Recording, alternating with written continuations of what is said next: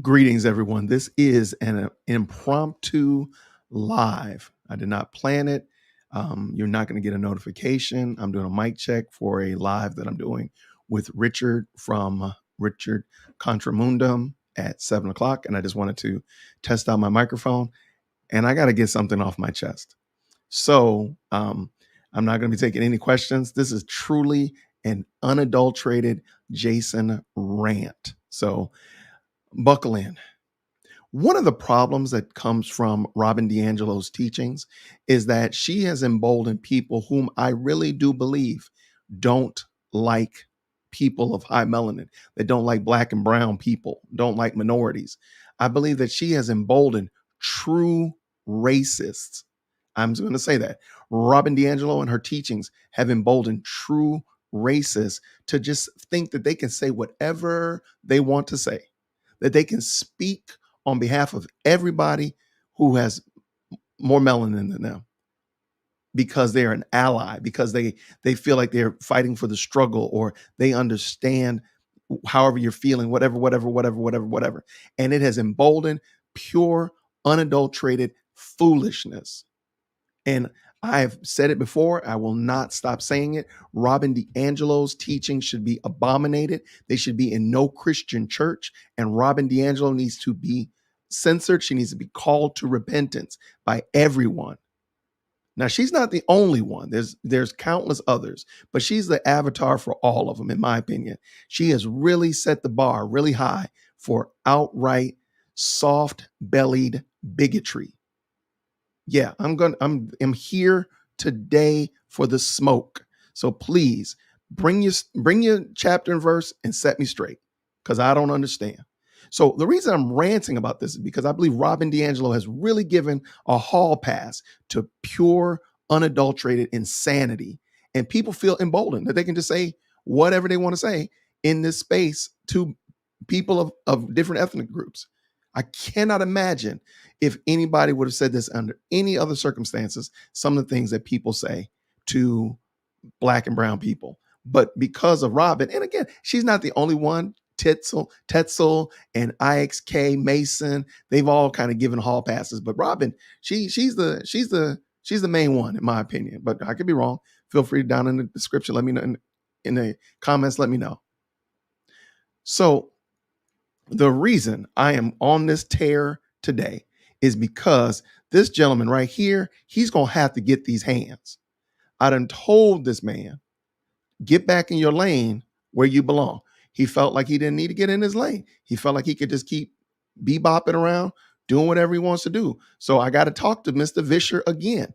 I thought having my militant second cousin to the third power discuss this with him was going to set him straight. But no, he keeps on opening his mouth and tweeting it and using his Twitter finger. So now I've asked him, does he want to sit on the phone? We can talk. We don't have to get on the phone. We don't have to get on the camera. I've asked him, does he want to get on the camera? Does he want to get on the phone? Does he want to send an email? Does he want to send direct message? And he keeps on saying the crazy things that he's saying. And this is the soft bigotry of low expectations for black people. Nobody needs Phil Vischer to speak for them. I'm sorry. If you are a person of high melanin and you need Phil Vischer to speak for you, you got some more problems. So yesterday, I was doing the thing that I do when I do the thing, causing trouble on Twitter. And I just said, hey, out there, hey, you all do realize that the one of the first people to question Vodi Bakum for president of the SBC was a white man who made multiple claims that the SBC was racist, right? Yeah, I'm talking about you, Phil. All right, so, I mean, he said that. All right, and let's go. So in here, sorry about that.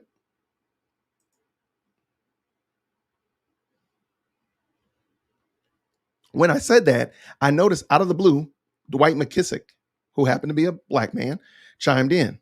I wasn't talking to Dwight McKissick, but you're going to get it too. Not getting your point. Are you questioning the accuracy of this question about Vodi's viability as an SBC pres candidate, or his standing to address the question about because he's a white man? Or are you denying the current SBC racism? What is your point? Again, I wasn't talking to Dwight McKissick, but that's okay. Thanks for asking. I try my best to be as polite as possible. Thanks for asking. Phil Vischer, rejected Vodi Bakum from the start with little consideration that the SBC should focus on biblical preaching over racial reconciliation. Because keep in mind, that's what Phil Vischer's great linchpin was: racial reconciliation, not biblical preaching, not strong Christian leadership, not any of that. It was racial reconciliation. That was his sticking point. So somebody else decided to jump in. If you'll read the tweet from where this firestorm first spread, he didn't bring up racial reconciliation first. And that's true. Phil did not bring up racial reconciliation first, but he made that the quintessential, because keep in mind the tweet that they're referring to, he actually he said, hey, maybe Vody can steer them into better racial reconciliation. The guy was actually giving them the grace of racial reconciliation. He said, hey, maybe Vody would be the better one. Phil was the one that shot him down, not primarily because of racial reconciliation, but because it was Vody. And that's where we went.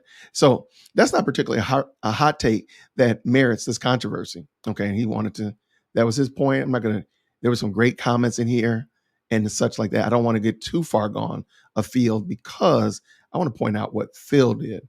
Because I do want you to ask yourself, why did Dwight McKissick jump into this? I don't follow Dwight McKissick.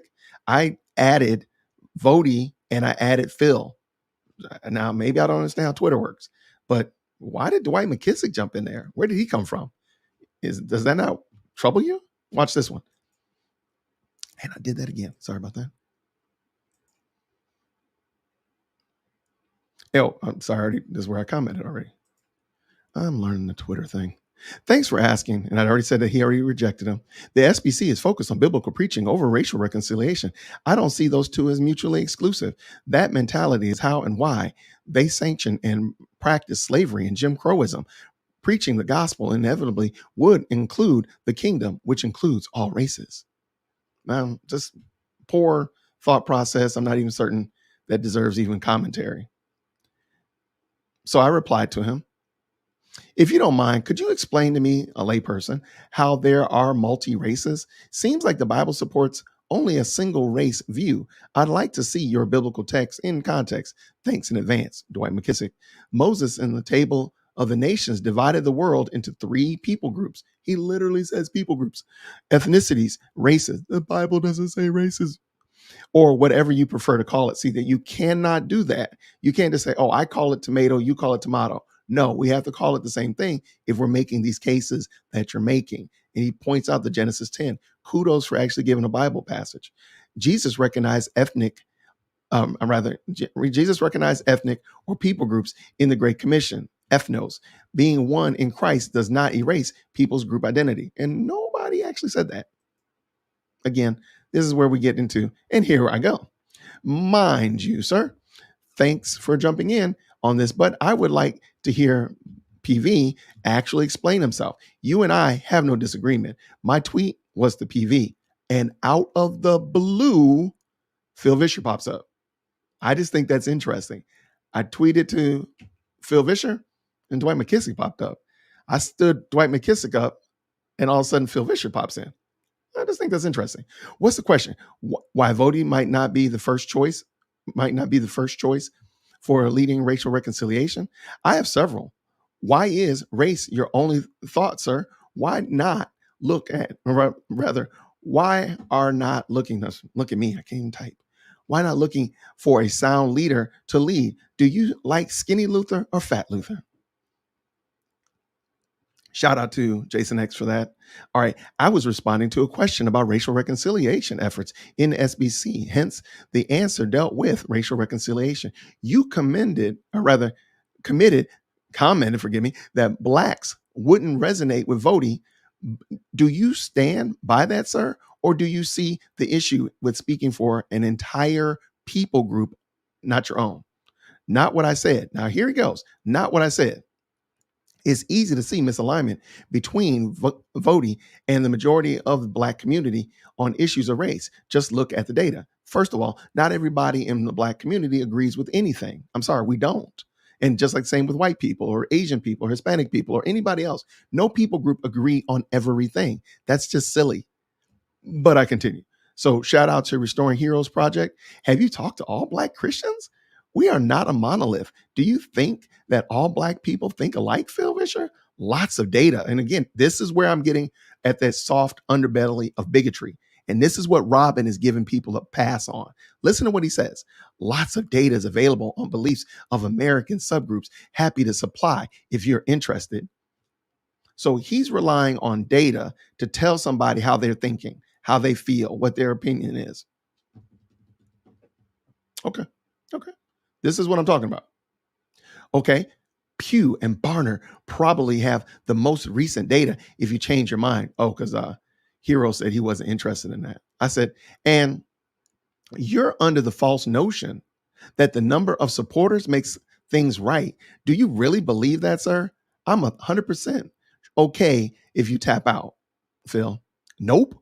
But people usually want to advocate for you, want an advocate that hasn't already declared them wrong, which is why so many Trump supporters want this dude called in Trump. Great mercy. Trump supporters wanted more out as the head of the ERLC. He didn't reflect their views on important issues. Stop for a second. Phil has important views that he embraces, and he has someone that he thinks should support his important views. So because, let's say, Trump supporters don't want somebody in the ERLC, I bet you he wants people in the ERLC. Come on, bro, that don't even make sense. That doesn't comport. I just said, did this guy invoke 45? Phil, you are in way too deep. Tap out. So I know we causing all kinds of kerfuffle here. So right here, he continued. And again, Phil, just tap out, bro. This is not your deal. This is not your fight. Jason X told you that you in too deep. Just stop. Just stop it.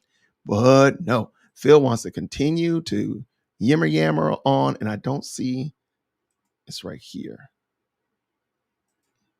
So he got in trouble again. So he continued, and he got in trouble again. So here comes Mike from Developing Dad. Shout out to Mike Griffin from Developing Dad. This is what I imagine goes on in the heads of soft bigots like Phil Vischer when they speak of us, poor Black folks. What say ye, Jason?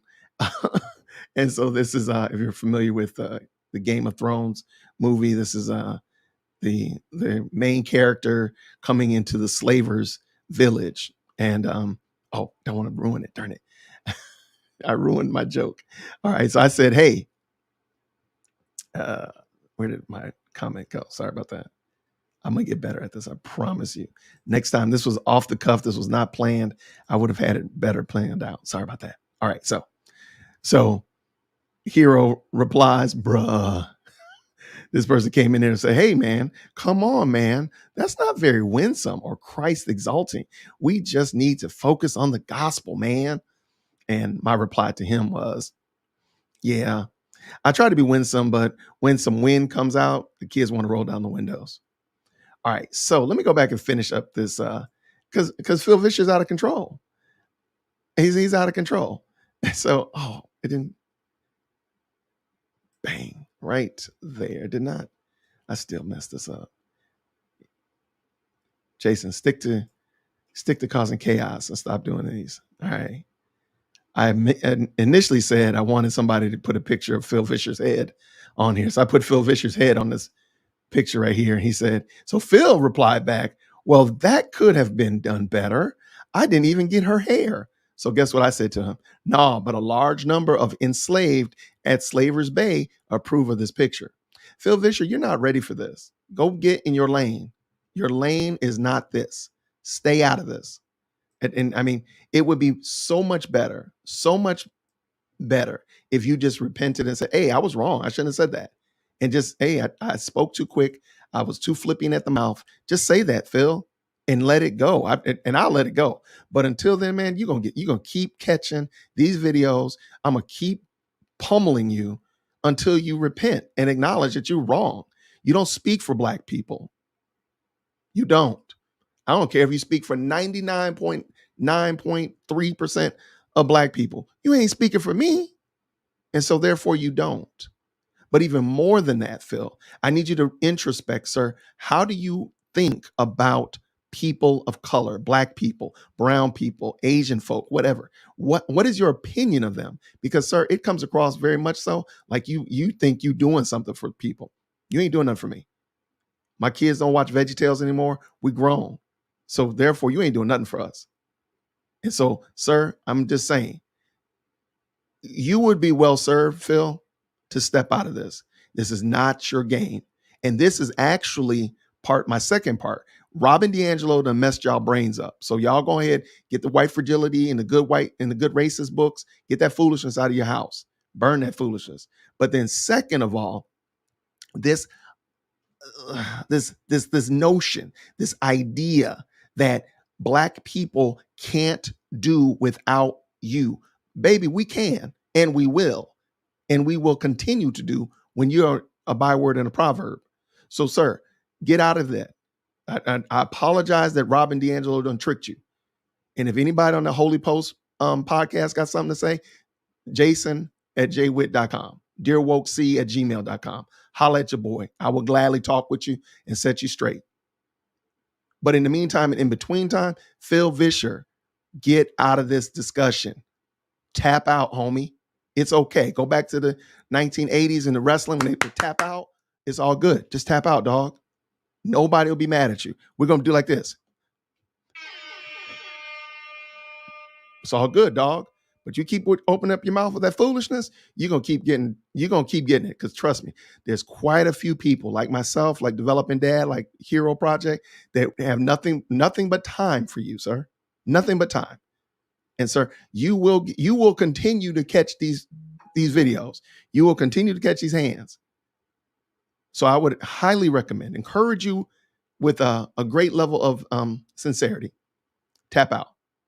Just go on about your business. It's all good. Just ignore that dude. Nope. Just leave him alone. Hey, and Dwight, same thing, dog. This is not you. Nope. It's not you. So don't, by the way, Phil, don't text him again and get him in trouble with you next time. Keep that stuff to yourself. All right, everybody, I sincerely apologize. Thank you so much for listening to this rant. I apologize for Jason's rant. I will do better next time. I'll try to make sure that it's a little bit more gracious. But in the meantime, this thing really salted my grits today, and I just had to let it be known. Oh, yeah, by the way, Phil, what is up with salt or sugar on the grits, man? You still ain't answered my question. So in the meantime and in between time, everybody, grace and peace.